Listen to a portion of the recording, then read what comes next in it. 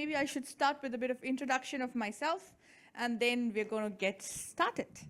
So, Ishita, I work for EY. I'm a partner there. I look after actually supply chain and operations for Southeast Asia. And anybody who touches operations these days can't do it without talking sustainability, carbon emissions, and the like. So a big part of my day is actually spent talking about it, but talking about it not just from a go green perspective, but also profitability, resilience, and all the good stuff that needs to happen while we still become a healthier planet, or at least don't become a more sick planet.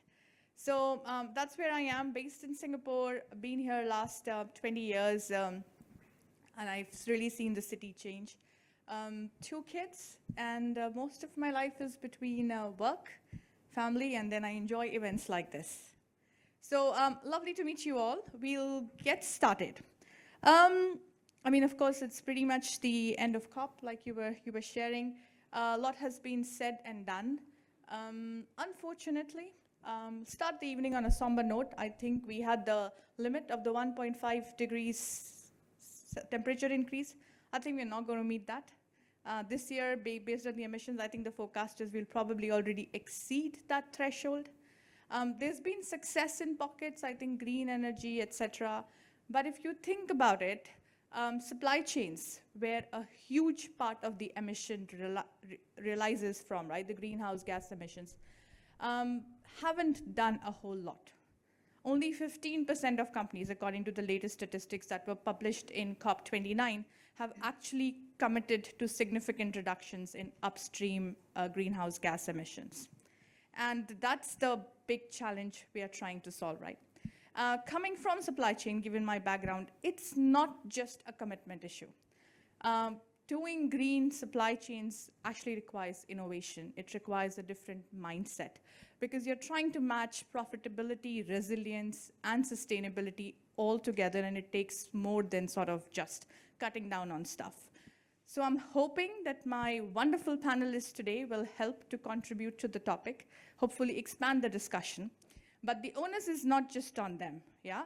You're all here, you've made a commitment, you've been fed well, so I'm expecting some significant participation.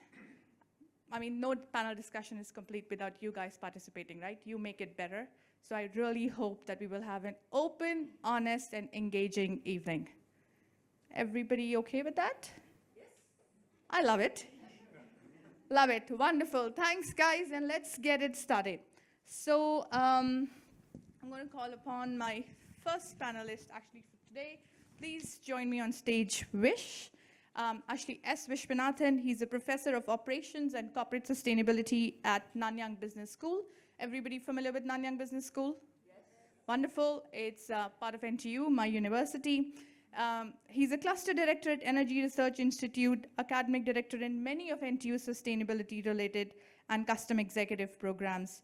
His interests include decarbonization, really hoping to talk about that, energy modeling, supply chain systems, and urban mobility. Vish, wonderful to have you. Please do come on stage.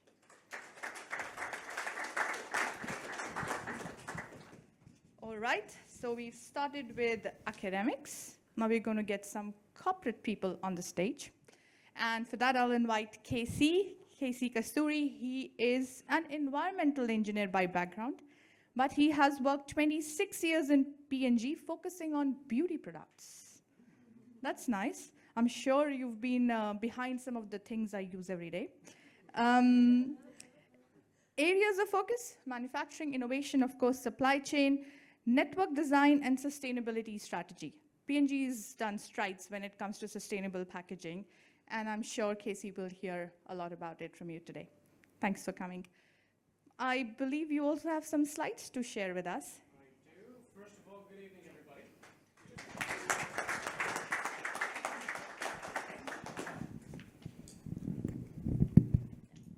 Can you guys hear me? Oh, that's loud. All right. Good evening, everyone. My friends and I know we're probably between you and a wild Friday night party, so we're going to try and keep this short and interesting, so hopefully you can get back to whatever you need to do.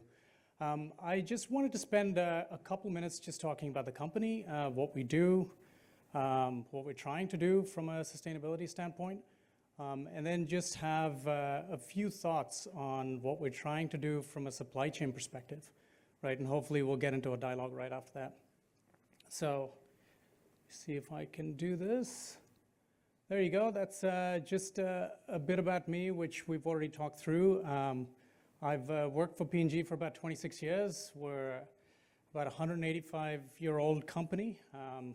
We supply to about 2 billion consumers across the globe and about 200 plus countries, which basically means that products are going absolutely everywhere, right? And that creates an impact. Obviously, there's a positive impact with good products, good quality products to consumers, but it does create a fairly sizable footprint. So what you see on the left-hand side here is what we've done as a company, which is essentially footprinting pretty much all of our impact. And what's interesting with this is the supply chain operations, materials, et cetera, is about 12%, right? When you look at the actual impact of the company, it's about consumer use, when consumers actually use the products, as well as end of life for the products that we actually produce. So it sort of puts it into perspective in terms of where, you know, the focus needs to be for large consumer goods companies. In terms of what we're trying to do, obviously, you know, the priority has always been to start with scope 1, scope 2, ensure that we have the right fixes in place for that, and I'm pretty happy that we're on a very good track in terms of scope 1, scope 2 reductions. There are still problems to solve. There is the holy grail of scope 1, scope 2, which is thermal load. Now, how do you try and get to more renewable forms of thermal energy? So that is still work that needs to get done, but that is work in progress right now. In scope 3, raw materials and transportation, there is a significant amount of work going on with regards to optimizing the entire network, and we'll talk a bit about that.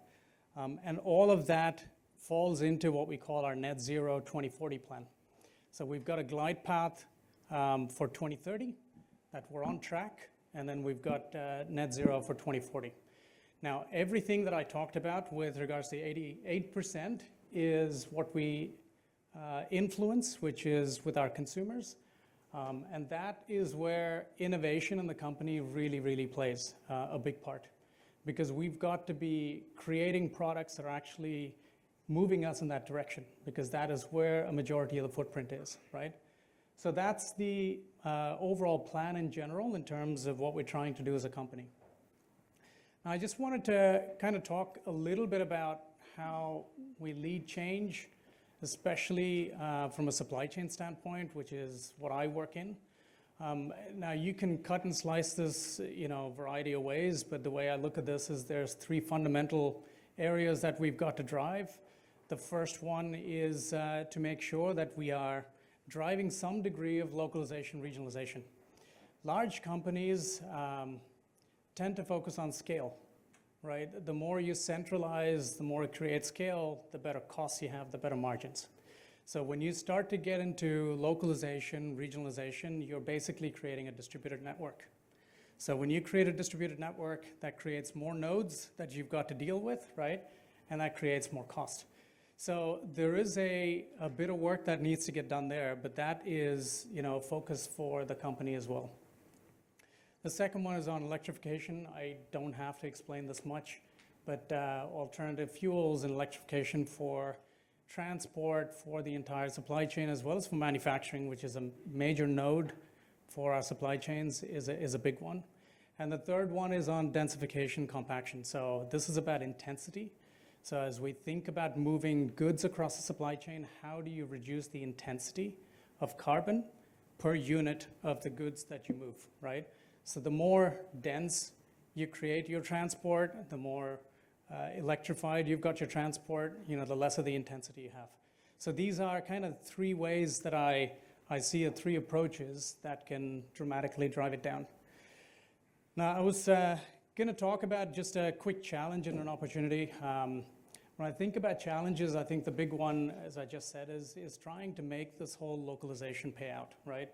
Now, typically, scale is a cost enabler. When we talk about decentralized supply chains and distributed supply chains, it does give you a leg up on agility because you're closer to your consumers, right? Your distribution is closer to your consumers, your manufacturing is closer to your consumers, so it does help. I think what we need to do is we need to start thinking through where carbon plays into that, right? So if you were to evaluate localization and regionalization with cost, cash, and carbon, right, as a key driver, that will help us get to where we need to get to. But this continues to be a big challenge for industry. The second one is just an opportunity. I mean, I just talked about densification or compaction, which is where you try and increase your weight fill rate or vehicle fill rate to try and move as much as possible, right? And we talked about reverse logistics in the previous session. So this is all part of the carbon impact. But I think one of the challenges we have as supply chain professionals and people that work on supply chain is to influence upstream. Because we always kind of take what is given to us and say, okay, how do I move this, right? Through the supply chain. How do I produce it? How do I move it?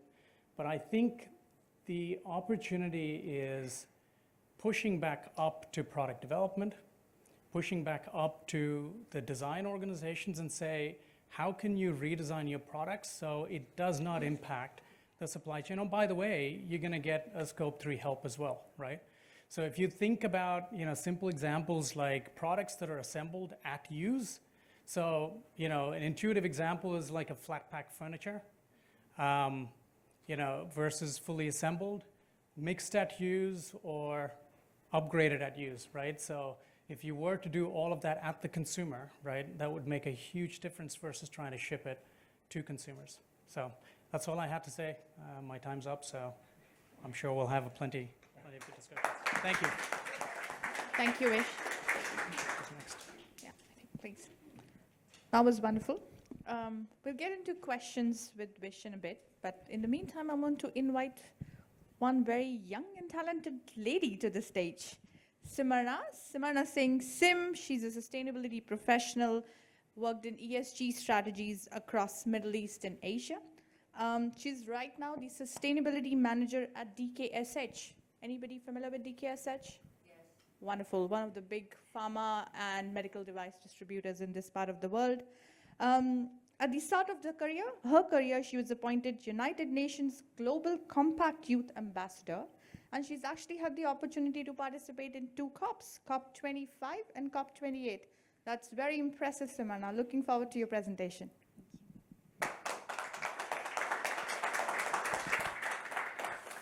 A bit nervous, but I'm really excited, of course, to begin my presentation. So good evening, everyone. A special thank you to the organizers and especially Violin for the opportunity to be here today. For those who are not familiar with DKSH, allow me to quickly share. We are a Swiss multinational specializing in logistics and distribution, and I'm representing the healthcare business unit today. So really, really quickly, diving right into, obviously, a little bit about our sustainability journey. So I guess we established our baseline back in 2020. We are a Swiss multinational, and so obviously because of regulation, we're slightly ahead. We had a couple of milestones. So for example, in 2023, we had to achieve a 50% reduction, which I'm proud to share we did. By 2027, we want to achieve a 70% reduction, and by 2030, to achieve climate neutrality. As you can see, this does not go beyond 2030 at this stage. We have now decided that we're going to commit to SBTi, and over the next 2 years, we're going to be planning our decarbonization goals. But as you can see at the bottom, I'll be touching on some of the reduction drivers as well.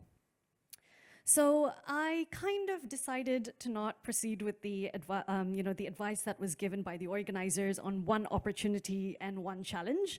I decided to give you multiple opportunities and challenges purely because I believe sustainability has both, regardless of what solution you choose, and there is no perfect win at this stage. So allow me to briefly share, as a distributor, one of our biggest challenges is the fact that we are distributing upstream products from our clients and have very little leverage on their decarbonization targets and goals. At the end of the day, as a business, obviously, we do operate based on their production, right? So I think that's the first thing that I wanted to share. I also have 2 case studies that I'm quickly going to outline very quickly. So when it comes to reusable packaging, we have now transitioned from single-use styrofoam to a box that would typically last about 5 years. One of the greatest things is obviously that we are reducing emissions when it comes to a single-use styrofoam. The challenge that lies is when we are now sending this box to our pharmacies, hospitals, clinics. Some of them don't actually have space and have genuine constraints when it comes to removing the cold chain products and giving us the box on the same trip. So that's one challenge. I think the second, for example, would be related to education and maturity of markets across Asia beyond just Singapore. And I want to touch upon EVs a little bit as well, following on what Casey said. And I think great thing about EVs, and speaking purely from a Singapore standpoint, we have a very clear goal with the Singapore Green Plan, that we're going to be making sure that we're achieving 60,000 EV charging stations by 2030. Right, let's speak about other countries. So for example, Bangkok with traffic. If I want to transition my vehicles to EVs, can you imagine the challenges that may possibly take place if I don't have a charging point on my route, right? It completely defeats the purpose of me consolidating orders. Moving on to my second and final slide, there are numerous opportunities ahead of us. And honestly, when it begins to regulation, I think that's one of the most positive side of things, but at the same time, the private sector, especially SMEs, cannot cope up with regulation. So speaking specifically, because I'm from the healthcare BU, biodiversity targets, healthcare targets are slowly getting implemented into disclosures as we speak. I'd like to give 2 opportunities, point 1 and point 2. So with point 1, as DKSH, we do not actually have control over the goods that are brought in by sea shipments. So we actually only have visibility of what takes place from our warehouse on trucking onwards. So I have a very difficult challenge to actually calculate our emissions. So that's one challenge that I have. And we're relying on sustainability reports with no visibility. So that attributes a lot of my scope 3.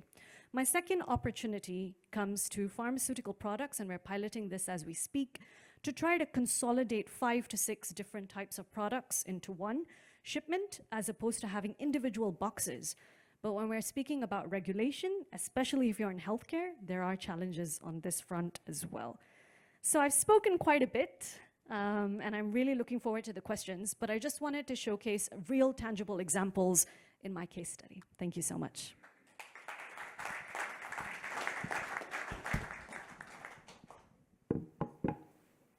Thanks, Sim. All right. Was that interesting? Any questions? Wonderful. All right. Maybe you can get to your microphone. Yes, thank you. So we just hear 2 very different positions. In one, we saw Procter & Gamble talking about 0 emissions. That's impossible. All anthropogenic activities have an impact on the environment. We produce carbon emissions, whatever we do. So it would be better if we talk about near 0 emissions. And in the other talk, we hear that there are limitations, that there are barriers, that there are challenges. Why big corporations keep talking about these fantastic goals of 0 emissions? And for me, it was shocking to find out that Procter & Gamble, for Procter & Gamble, the culprit is the consumer. 80% of the emissions, of the carbon emissions, comes from the consumers. What's going on? Thank you. Yeah. Well, first of all, I mean, it wasn't 0 emissions, it's net zero at the end of 2040. But the 2040 net zero emissions is basically the things that we control, right? So, and that's why I wanted to make sure I was as transparent as possible in terms of where the emissions lie as a company, right? The 88% of the emissions that come in, it's consumption.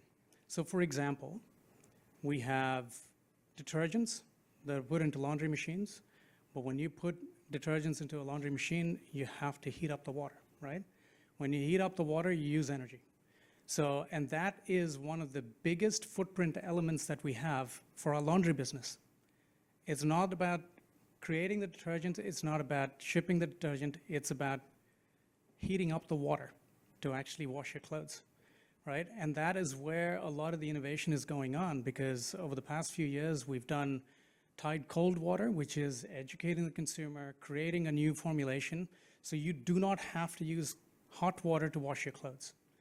So, and that's why I think the focus needs to be on how do you innovate products that help drive down the impact that you're creating at the point of consumer use. Does that make sense? Go ahead, Vish. Push it up. Hello, check, yeah. Yeah, so I'm from the academia, so you might think that I'm going to be very critical of the companies, but I'm trying to sort of defend the net zero targets many companies come up with.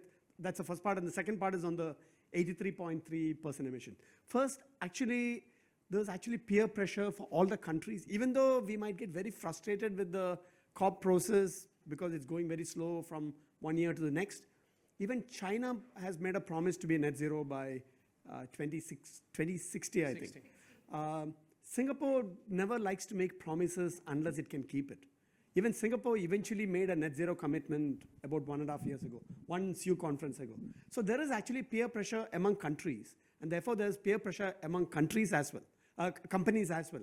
Sometimes you have to make these stretch goals and then figure out how to do it, right? So if you ask any other countries, how are they going to get to net zero by 2050? They just have to work their way around, and there's a lot of R&D going as well.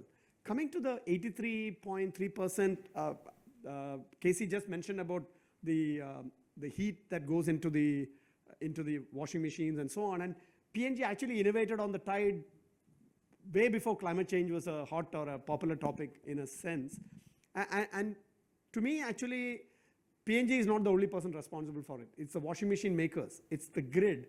There are so many other entities as well. So even though it might be 83.3% today, by 2050, combination of P&G as well as the combination of the local grid authorities along with the washing machine makers, it should actually substantially come down, right? So Consumer education as well. Yeah, absolutely. Thanks for adding on.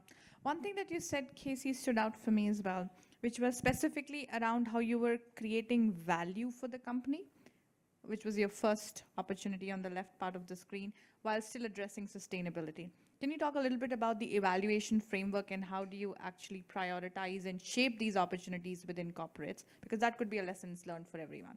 Yeah, I mean, it's a good question. You know, frankly, there is a position within the company where we talk about not doing sustainability for the sake of sustainability, right? And that might sound really jarring, but at the end of the day, we are a consumer products company. If we don't create products that are being purchased by consumers, you cannot have an impact. So as you design products and as you innovate products, you have to innovate products that are both sustainable as well as superior. Because if you don't have superiority and you have a great sustainability story and people don't buy it because it's not superior, you're not having a positive impact, right? So at a company level, that is the fundamental mantra, if you will, which is it has to be sustainable and it has to be superior. If it doesn't hit both of those, it's not going ahead, which I think is a very smart way to kind of manage innovation going forward. Thank you. Thank you. Maybe just one question for Sim yourself, and then we'll sort of go to the next section, if it's okay. Do you think the pharmaceutical industry is doing enough when it comes to decarbonization? And I'm specific about the pharmaceutical industry. I think if I have to answer as a corporate, I do think that the pharmaceutical industry is doing enough, to be honest. And I'll share some examples. If I speak about it as a youth, just purely because I'm Gen Z, I don't think that everyone is doing enough holistically, right? So, but today I'm here in a position of a corporate, and so let me give some possible examples and case studies of what the pharma industry is actually doing. So they've set up RFPs, for example, that have, for the first time, I think, over the last 6 months, received multiple from different clients. embedding sustainability, having a weightage as well, and evaluating us and our competitors against our sustainability USPs. So that's the first one. The second is actually having meetings with us, I think more than quarterly, to be honest, to actually evaluate potential collaborations, and I've highlighted 2, as I mentioned on my slides. The third one, and I think this is quite an interesting innovation taking place when we speak about upstream emissions, is how medication is possibly looking at evolving their overall emissions, right? To move towards more low carbon, greener, and still having the efficacy of what a medication should be doing. And the Center of Sustainable Medicine in Singapore is actually piloting this as we speak, and they just launched, I think at COP29, their first executive masters, as well as a foundation fellowship program as well. So I do believe that, yes, it is doing great. They've also been in compliance with regulations, and definitely without doubt, they've been pushing and asking for data like it has never been there before, to be honest. But there are challenges, and especially when we speak about people's lives at stake in healthcare, there are challenges. Thanks. I think we just need to keep to time. I know this is a very interesting debate, and we can go longer. But we thought we're going to add a little bit of deep dive into the broader supply chain segment, right? So within supply chain, we obviously have the whole manufacturing aspects, and then we have the transportation aspects. Now, does anybody know how much of the overall greenhouse gas emissions come from just the transportation sector? Anyone? Sorry? 25? Maybe let's take, I mean, it depends a lot on the market, right? So Singapore is probably not the best example. Let's go with US, also because they have lots of data published. So I can definitely argue on facts. Anybody else? And please don't Google search, people, or use ChatGPT. So, anybody else? Come on. Okay, who says 60%? Who says 40%? Just raise your hands. 30%? 40%? So how much? 44. 24. Who thinks it's 20% or lower? It's 40%, people. 39%. That's how much the transportation sector contributes in US. And I could probably be a good sort of benchmark for most of the developed, at least big countries. So that's why we thought, let's bring in some of the industry participants from this realm of transportation. So I invite Michael, who comes from DHL, to join the discussion with me here on stage. So Michael works in the heavy lift and transport sector for 16 years. He's covered several roles across Europe and Asia and heads up DHL's industrial projects renewables sector. Based in Singapore, and last 4 years he's been working on wind and solar farms. Where do you build these wind and solar farms in Singapore? Thank you very much, Ishita, and apologies in advance. I'm from Northern Ireland, so if you don't quite get the accent, that's why.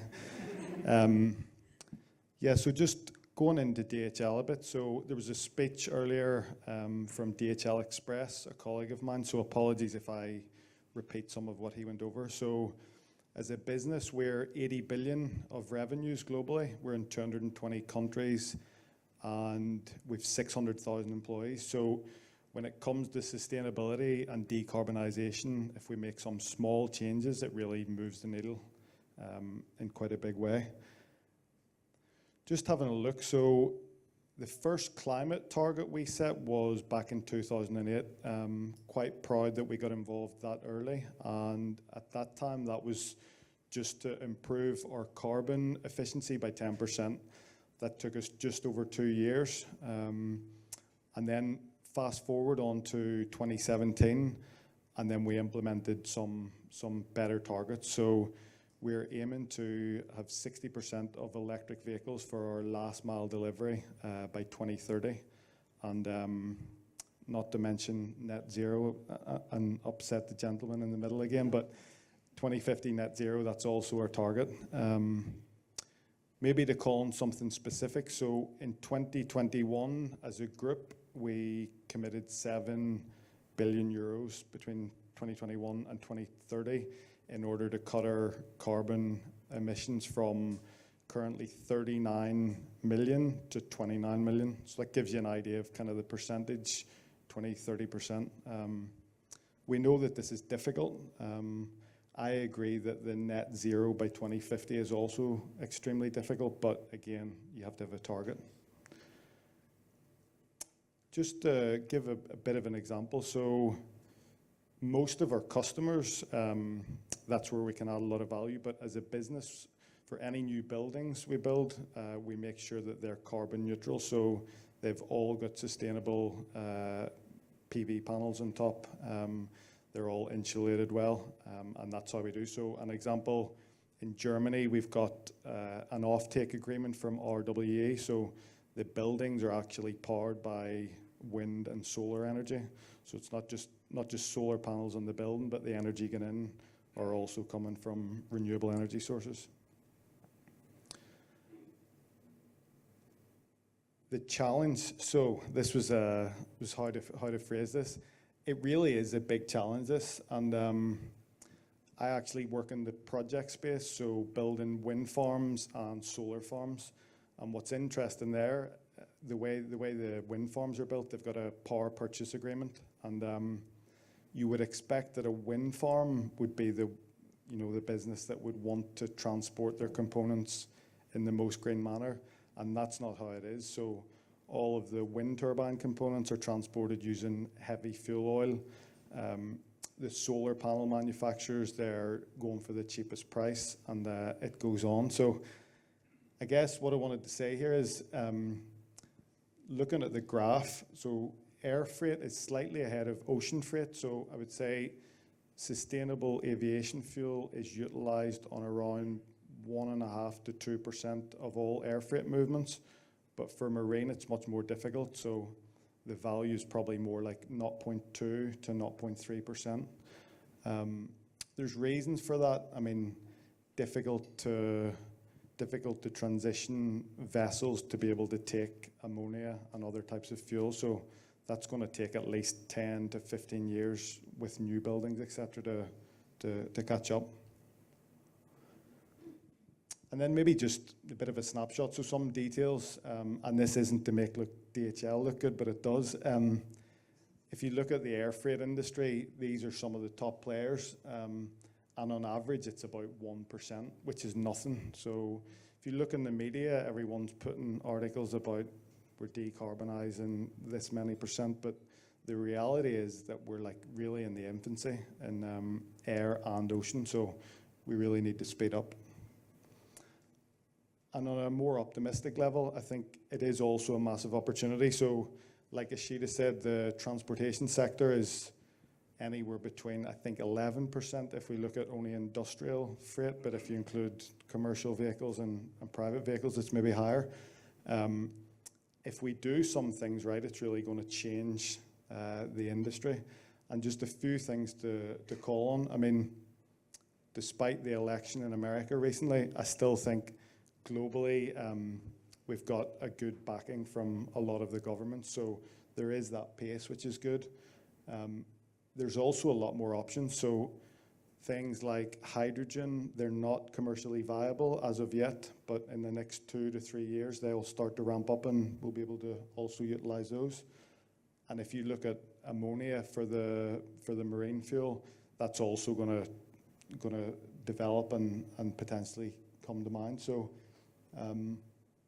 yeah, one thing I'm particularly interested in is heavy trucks and electrifying them. So we've got Tesla cars and we've got some vans for last mile delivery, but we've got no heavy trucks at the minute. And in general, I would say the technology, it's not there yet for most of it, but we're just on the cusp of it. That's how it feels as an industry. So between the next 2 and 5 years, I think the graph will be quite steep. That's all from me. Thank you.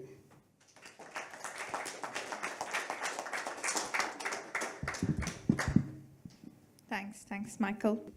I have one question for you, Pehao. I mean, obviously, freight is a big part of the whole decarbonization process, right?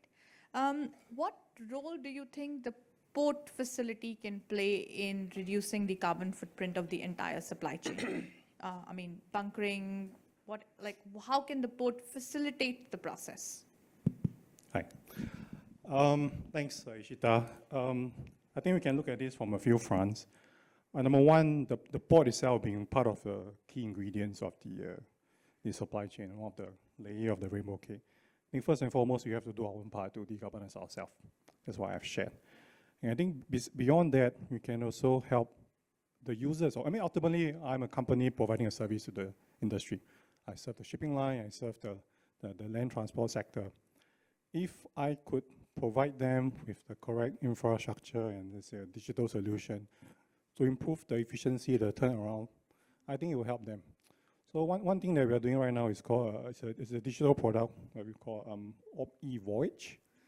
So it's a collaboration with shipping line to allow them to sail their ship to Singapore at the right time and not burning excess fuel. I think some of the Singaporeans may be familiar with the phrase, rush to wait, and then you wait to rush. So in the past, shipping line tend to rush, sail very fast, steam to Singapore, and they reach here, oh, it's full, no berth, so they wait in Anchorage. So we're trying to avoid that situation by working with the shipping line to exchange information.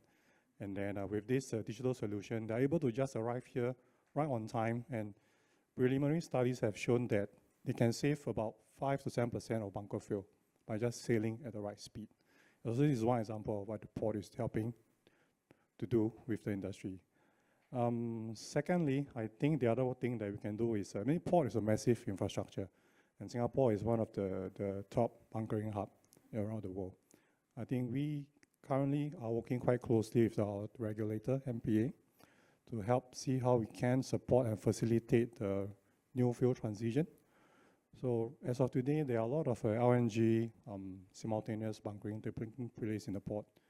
And right now we are developing the standards for methanol bunkering, and which has one such exercise have taken place in the Tuas port. In the future, we also hope to do something similar for ammonia. So working with the regulator, working with the industry stakeholder to develop all these standards for alternative fuel bunkering, I think is something that we'll continue to work a lot on. And finally, I'll talk about PSA's own supply chain. So we buy a lot of stuff, and we also generate a lot of waste. So on the procurement end, we have our what we call a sustainable procurement framework, where we work with our key stakeholders in our supply chain to understand more about their ESG goals and their GHG emission, right? And then from there, we try to identify what are the different gaps and pitfalls and work together to address that. So when we do some of the major tenders, we take that ESG into consideration. And at the other end of the spectrum, which is the usage and the waste being generated. So to give you a sense, on an annual basis, in terms of general waste, the port produces around 2 million kg of general waste, which in Singapore is being incinerated. Right? I'm not sure whether it's a lot, but to me it's a lot. And I've set a target for the company to reduce this, this general waste by 2030 to try to bring it down by 30% per container that we handle. So we have done waste profiling exercise, engage a supplier to dig out all the trash that my people throw and find, hey, this should be recycled, that should not be thrown away. So we are doing things like this to minimize the waste. And we also work with our, the industry partner to create some form of industry symbiotic relationship around a closed loop pathway. Take for example the trucks. Today the 1,000+ trucks that we operate, the tire wear rate is fairly high because they are running 24/7. And we have a lot of this waste rubber tire.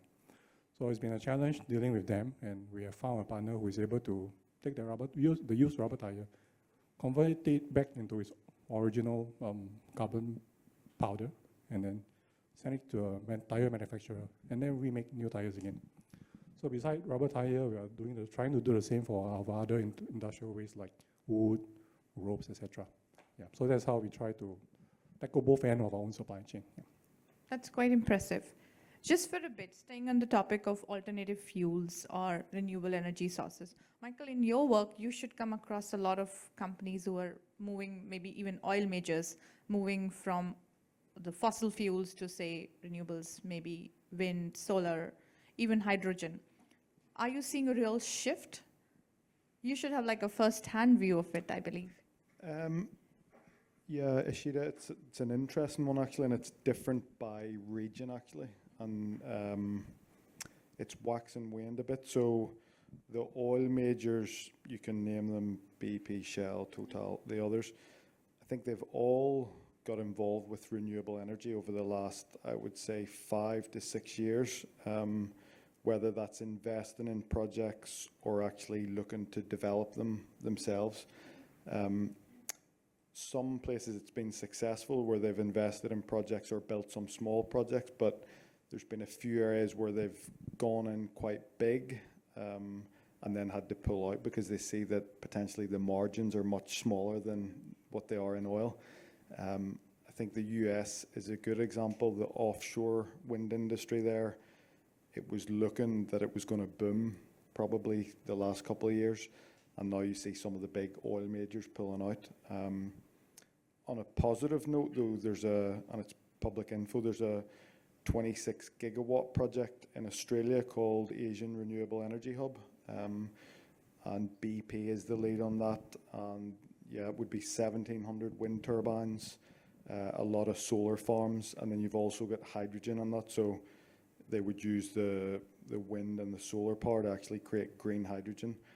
That's a project which is, I think it's 40 billion capex, something like that, and it would be executed over 10 years. So areas of success, and other areas where you can see some of the shareholders from the oil companies going, no, we want you to go back to your high margins. So striking a balance actually. Interesting. Michael, you raised another point about partnerships. Vish, I wanted to bring you into the conversation on that, right? So obviously partnerships play a key role. Coming from academia, how are the public-private partnerships shaping up, right? Do you see there are harbinger of change or probably not doing enough? And what role do you think academia can play in this journey?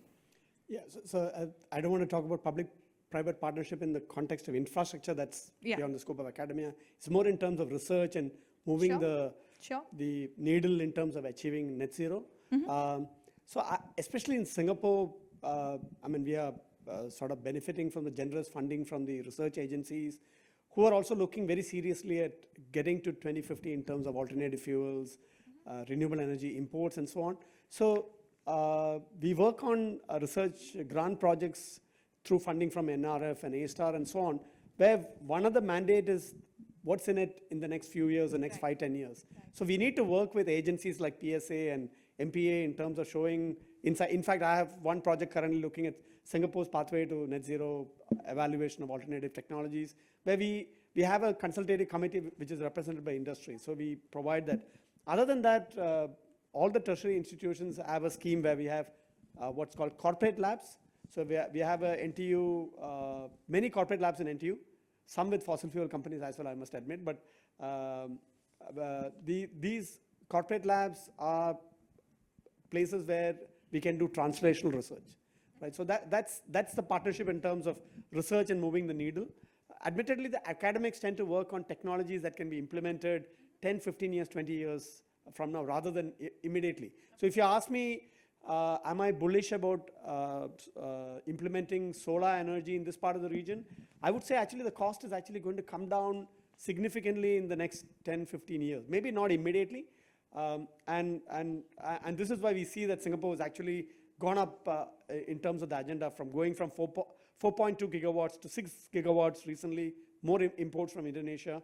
And we also gave the approval for the 1.75 gigawatt undersea cable exploration to sun cables, right? So other than that, in terms of partnerships, we of course partner with industry also on educational programs. For example, we have a dedicated L&D program on sustainability for one of your friendly competitors in the consulting space. And in a sense, the impact we make is... they still need to learn. Yeah, impact we make is exponential, right? Rather than we going and doing consulting ourselves, which is not really our expertise, we actually educate the consultants. And this is a very unique program, because why should a top strategy consulting come to a business school for learning about management, right? So, but what we provide is NTU is a large university. We have environment school, science school, engineering, and we bring all of them into the classroom, and we also take them for visits to our facilities in Pulau Semakau, the renewable energy demonstrator, and so on. So the consultants go back with a deeper appreciation of what needs to be done for decarbonization, not just for today and tomorrow, but for the next 10, 15 years. Basically, really educating and broadening the horizon, so to say. That's pretty cool, and I can see that's very effective as well. Just a reminder to our audience that, we have that QR code that you can scan on top right to ask any questions. I'm happy if you want to just raise your hand as well, but if you want to do it the more... Oh, lovely. Okay. Maybe I shouldn't have said that. Now I have to prioritize. Okay. Thank you. Yeah, but go for it. Good evening, everyone. Thank you very much for this presentation. I had actually two questions, one for Mr. Go. When we talk about logistics, we talk a lot about relocalization of supply chains. We talk a lot about reducing transfer of goods around the world. Yet, when you presented a plan for PSA, we are talking about an expansion of 50% of the capacity of PSA over the next 20 years, so 10 years. Do you think it's really going to happen? And how does that align with the trends we are supposed to see observing in the supply chain? And the second question I had is for you, Mr. Go, and you, Mr. Mulvenna. In 2020, COVID year, was the first time where globally, the global emissions declined by 5%, approximately. My question here is, with everybody being stranded in their own home, what did happen in the supply chain? Did you have the same level of activity in 2020, or did it actually decline? Questions. Hi. This is loud. Okay, thank you for the question. As to your first question, whether or not why we go about building TOAS, I think TOAS, the decision to build TOAS was made quite many years back. Probably before my time. If you look at economic growth, I think we can quite confidently say that the consumer needs and then the economy will continue to rise. And the question is to ask whether the existing port facility in Singapore is enough. I think today, as it is, Pasir Panjang is packed to the brim. I don't know whether any of you from the shipping lines are here. And over the last few months, there was an episode whereby there were a lot of ships lining outside of Singapore. They couldn't find a place to come in. So world trade will continue to grow. And then Singapore being positioned in this part of the world, as a country, I think we need to continue to serve the industry. We need to continue to expand.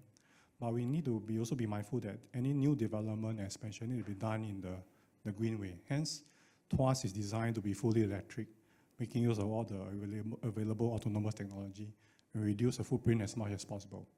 Changi Airport is also another example. We are not stopping at 4 terminals. We are building Terminal 5, and it's going to be much bigger. So I think all these are key national strategy projects that brings a lot of value to the company, to the country, and to this part of the world. And to the second question about during 2020, what was the emission like in the supply chain? Over at PSA, thankfully things were still okay. In fact, we were quite busy because I think supply line were disrupted. There were a lot of reorganization of supply chain, and we were in fact quite busy over that period. Yeah, I'm not sure about DHL. Yeah, I can also comment to it. So, good question actually. The volumes, I would say there was obviously a panic during that time. So I think the volumes in both air and ocean, particularly air, raised, and then what you had, it leveled out actually, but one of the issues that happened during COVID, a lot of the ports were shut or on like basic operations. And if you had any COVID outbreaks, we had like empty containers, so you'd have 40 foots in America or China, and they're lying empty. So then that spiked the demand. That's what kind of created the whole price hike in the shipping industry. And then I would say, yeah, I think there was obviously additional capacity in the air because nobody was flying anymore. So they were also utilizing passenger aircraft to move freight. at ridiculous rates probably for 2 years as well. Please, yeah. Just a bit of perspective. I think at least what we saw from a company standpoint is certain products that were needed by consumers kept going and increased tremendously, and certain products that were not needed didn't, right? So there's a little bit of a mix in terms of how the supply chains actually behaved.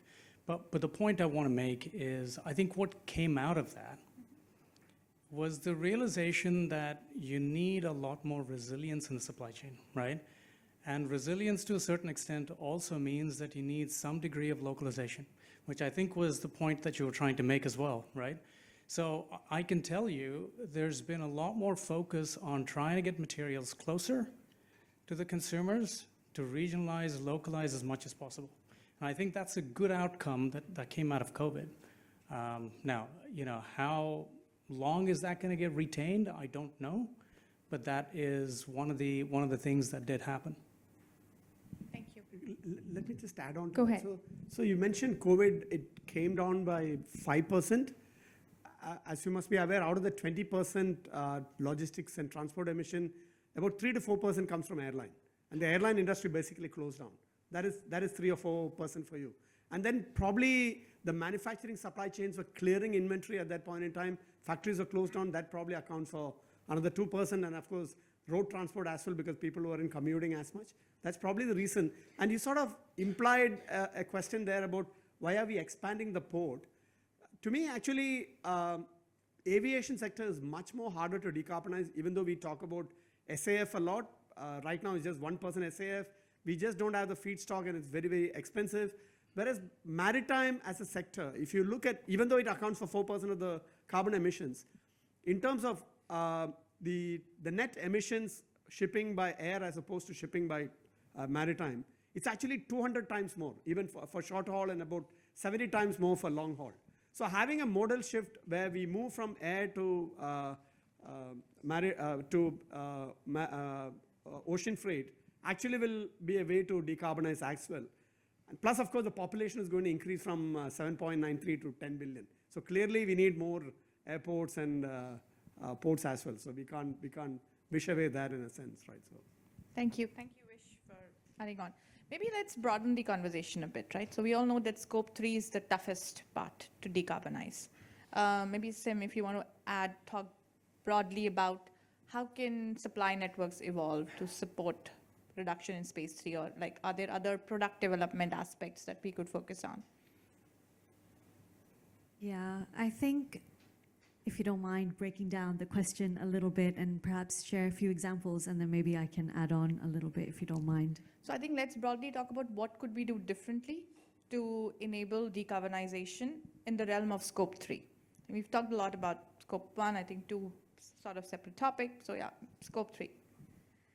Yeah, I don't think there's really one particular answer. I think I'll just share some of the case studies that we're doing with relation to Scope 3, if that's okay.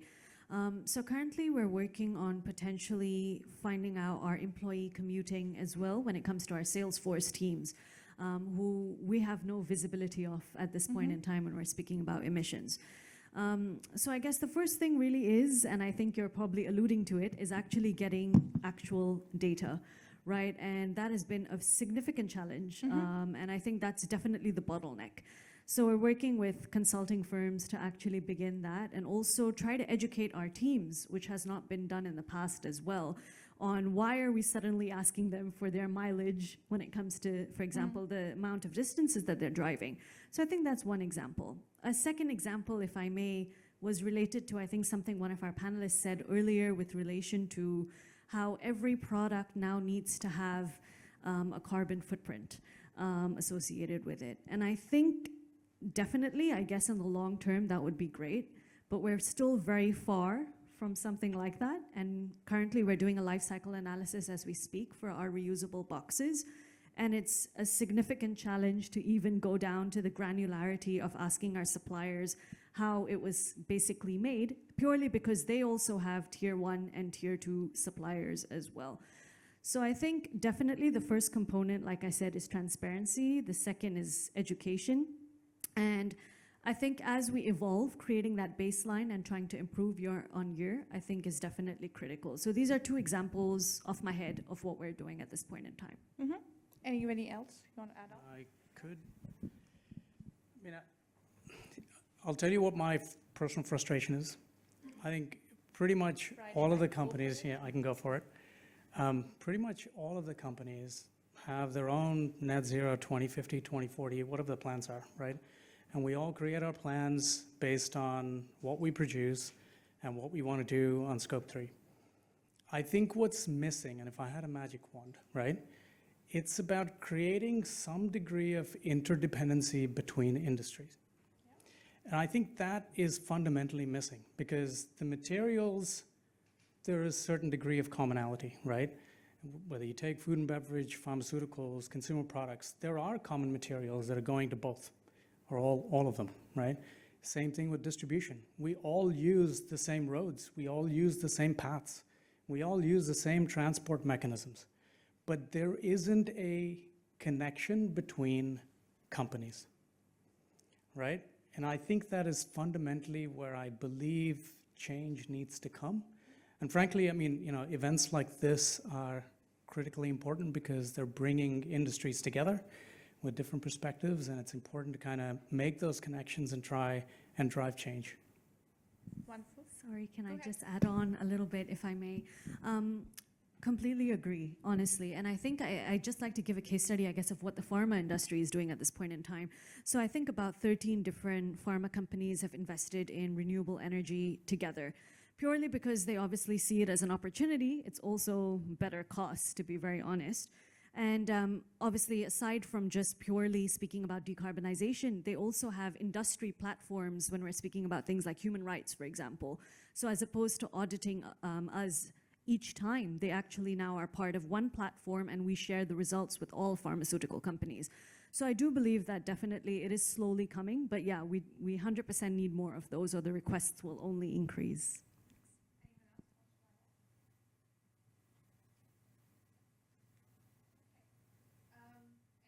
The audience?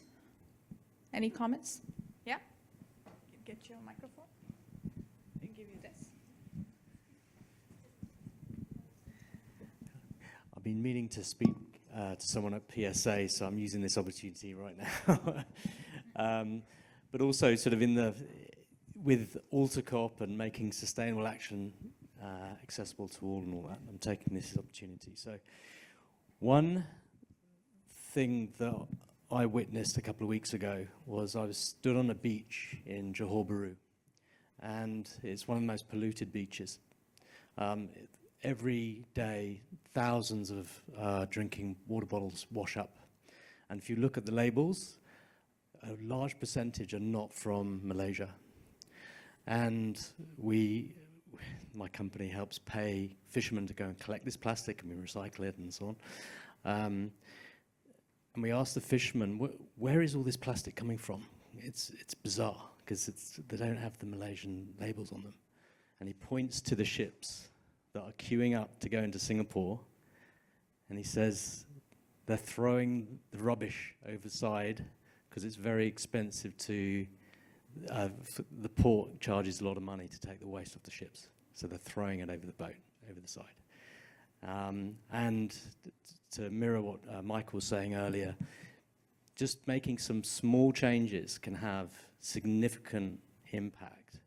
And so, I mean, I know it's not your fault, but if you could say reduce the charges of taking plastic and waste off the boats at the port, that could have a significant impact in them not throwing plastic over the ship. So yeah, that was just a view that I had. Thank you.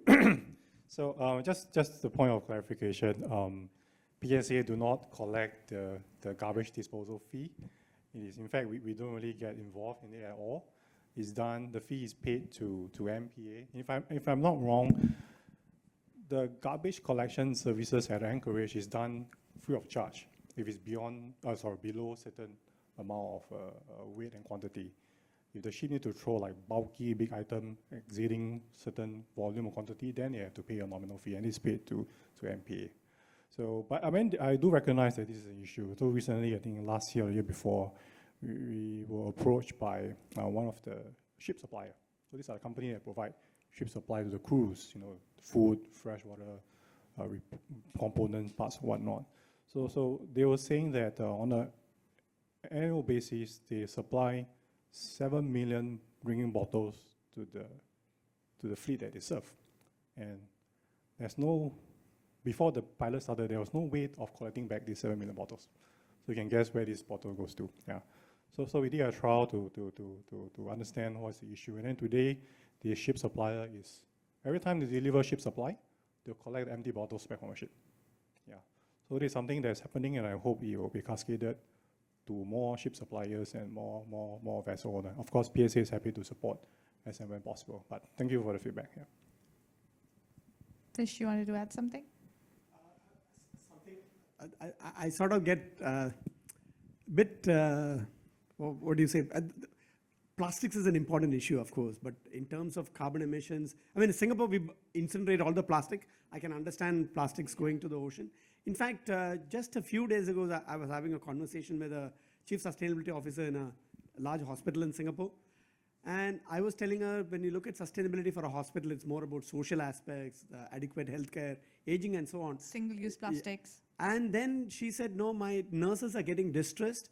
The number of cups they use to give the medicines to the beds in the hospital, it's 4 million cups each year.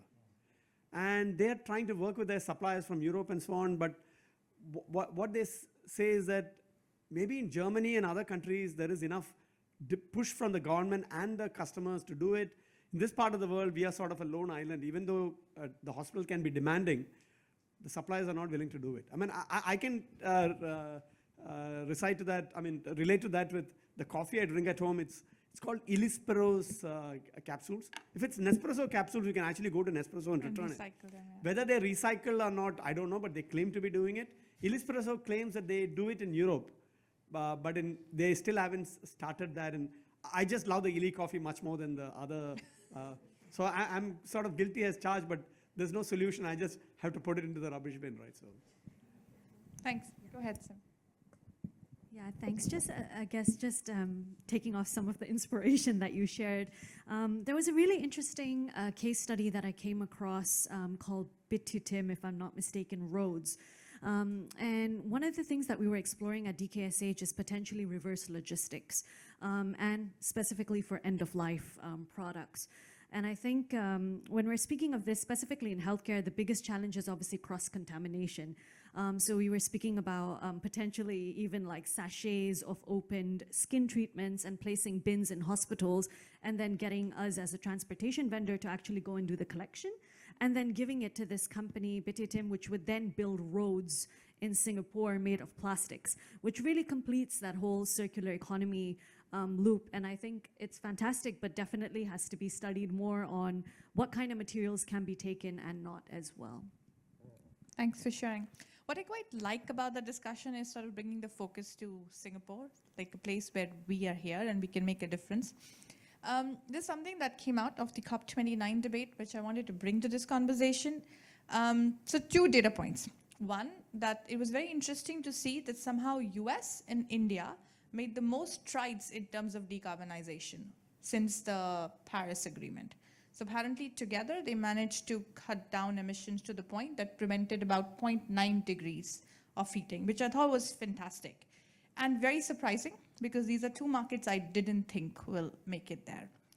Now, Singapore has finally, and I think sort of very clearly stated its sustainability goals, at least in this budget, right? Broadly to all panelists, like, are there any lessons learned or inspiration that we can draw as a country from the journey that probably US has been on and India has been on, that would also be in line with some of the, in helping Singapore meet the budget targets that we've set for ourselves?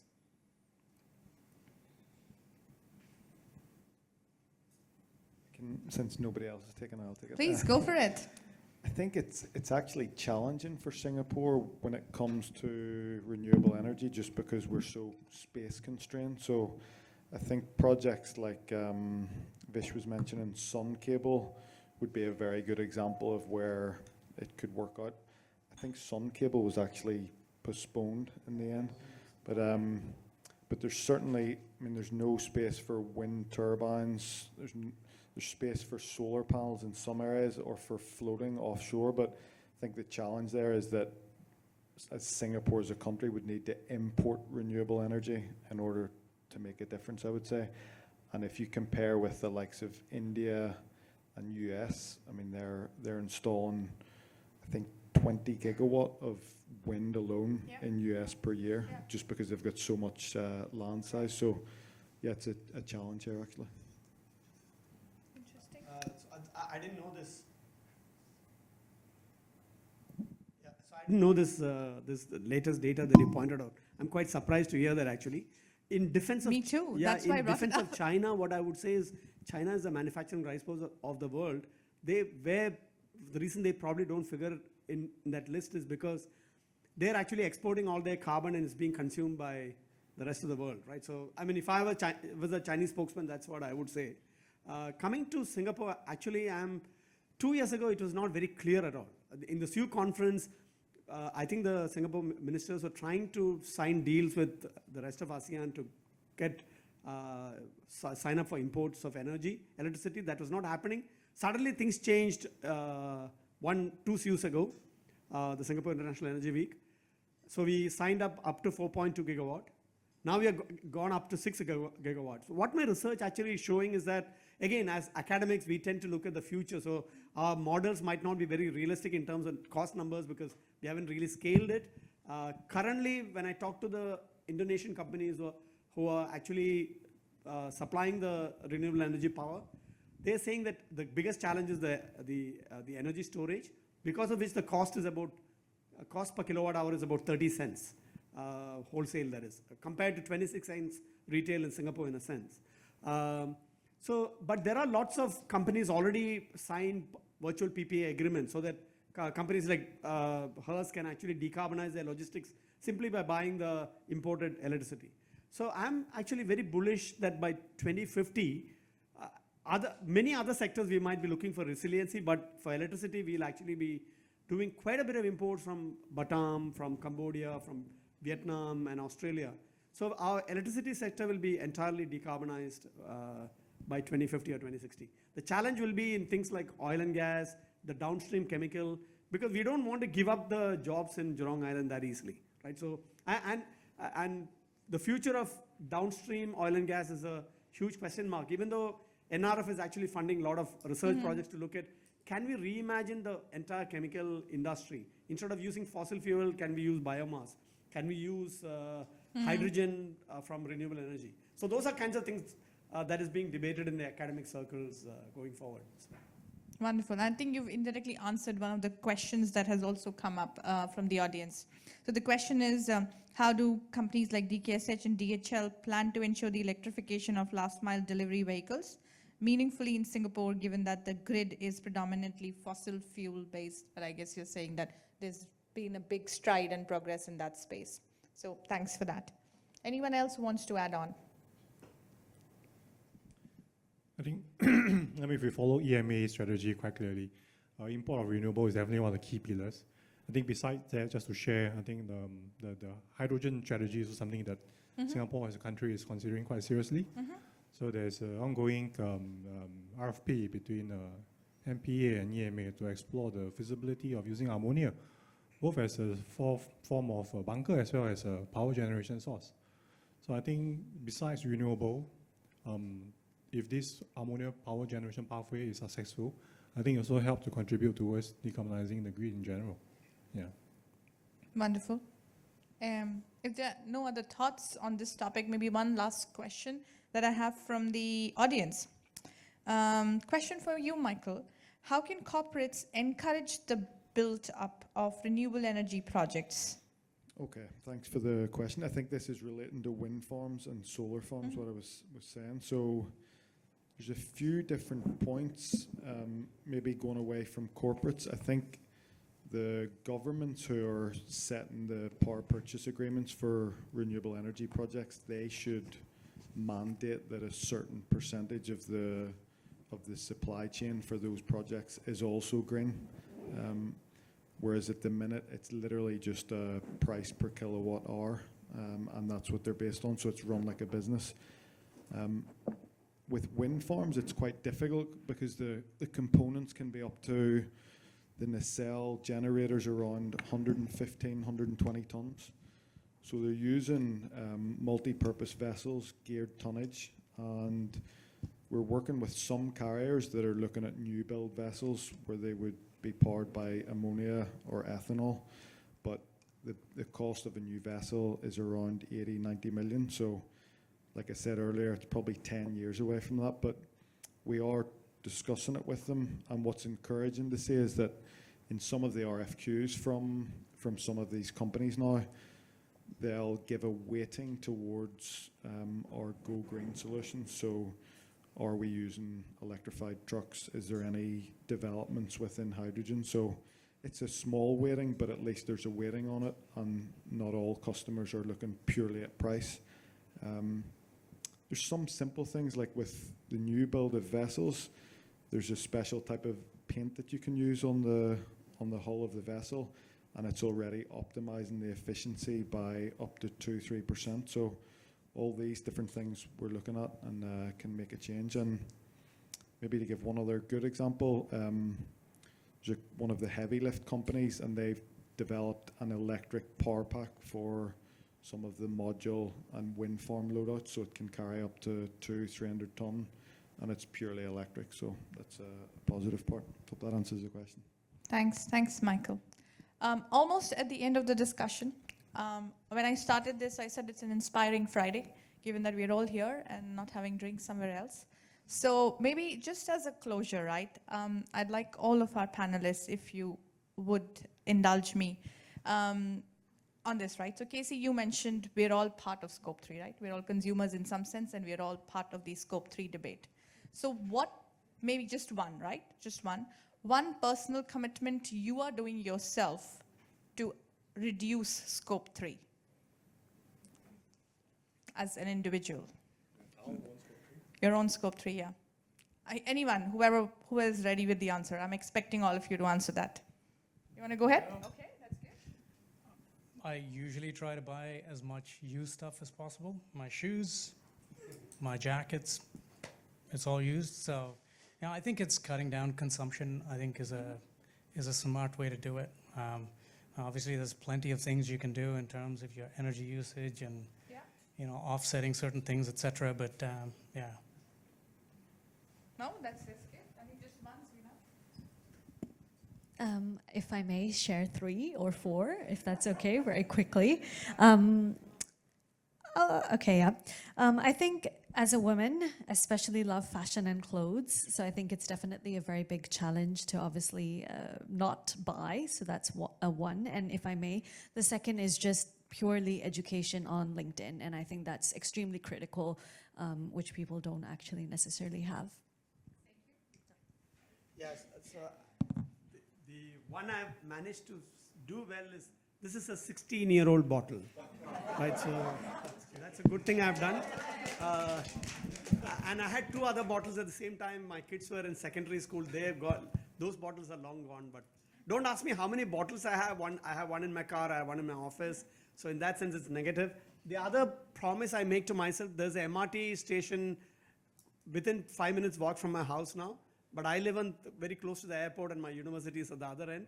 I'm hoping that within the next 2-3 months, I will start commuting by public transport. But I'm not, I mean, I keep saying that in forums and classes. I need to act on it. Now it's a public commitment. Yeah, so I've been driving a hybrid car for the last 12, 13 years now. So if I do end up buying a car, it'll be obviously an EV, right? So, but that's not good enough, of course. I understand. Michael. Hard to beat that one. Yeah, I mean, for me, just continue to work in the renewable industry and support it. It's a difficult sector to work in, actually. For me, it would probably be easier to go into oil and gas. You'd probably make more money, but proud to work with wind farms and solar farms. And probably about a year and a half ago, my wife and I get rid of the car and we use the MRT now. So I think the small things also make a difference. They do. Even using the bicycle to go for shopping or a short trip or a walk, simple things like that. Wonderful. Okay, being in the HR space for more than 10 years, I think training and education is very important. So I'm teaching my 2-year-old what is the meaning of recycle. And recently, McDonald's Happy Meal had this series of Baby Shark books. It's all about recycling, reducing energy consumption, and reducing waste. So those are her favorite books today, and I'm reading to her every night, trying to drill all these habits into her. And I think the next generation truly is the one that will feel the effect more than us. So I think we need to really prepare them and also educate them and give them the hope and the skills for them to live their life in the future. Yeah. Thank you, panelists, with like such honest answers. I would have loved to ask all of you the same question, but we don't have the time. Oh, yes, I forgot about myself. So mine is obviously waste, and then other thing is educating my 6-year-old. I have 2 kids, 6 and, well, 1.5 tomorrow. And I mean, they have no appreciation of not being wasteful. And I grew up in India where, you know, like I guess we didn't have plenty. And I think they just don't realize how blessed they are and how much waste they generate. So it's very much what you said. Yeah, but I would love to, sorry, you're saying something? No. I would have loved to ask you all the same question, which I can't because we don't have the time. But I really hope that you'll reflect and think of at least one thing, like in your own minds, that you are or you could do differently. Well, with that, thank you, everyone. Thanks for being such a fabulous audience. You were great, and absolutely big kudos to all of you. Happy Friday, everyone.